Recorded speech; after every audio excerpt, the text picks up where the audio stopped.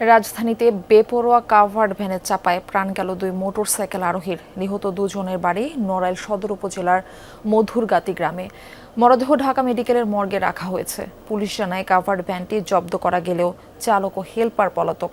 তাদের ধরতে পুলিশের অভিযান চলমান। মগবাজারের ওয়্যারলেস এলাকায় সড়কের পাশে এভাবে পড়েছিল দুমড়ে মুচড়ে যাওয়া দুটি মোটরসাইকেল। পাশেই ক্ষতিগ্রস্ত একটি সিএনজি চালিত অটোরিকশা।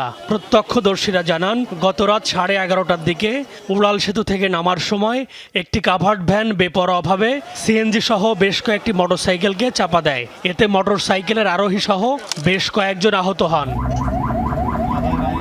দুর্ঘটনার পর আহতদের ঢাকা মেডিকেল কলেজ হাসপাতালে নিয়ে যায় স্থানীয়রা। সেখানে জামান আহমেদ ও রিয়াদ হোসেনকে মৃত ঘোষণা করেন চিকিৎসক। নিহত দুজনের বাড়ি নড়াইল সদর উপজেলার মধুরগাতি গ্রামে। লরিটা ওটা হচ্ছে মাইরা দিছে হুন্ডা আইসা, হুন্ডা আর হচ্ছে সিএনজি ছিল, দুটার ভিতরে মারছে। তারপর দুইজন পড়ে গেছে, পড়ে যাওয়ার পরে একজনের উপর দিয়ে গাড়ি চলে গেছে, আরেকজনের মাথার উপরে দেবো গেছে চাকা। তারপর আমরা হাসপাতাল আনছি, আনার পরে প্রায় 10-15 মিনিট পরে মারা গেছে।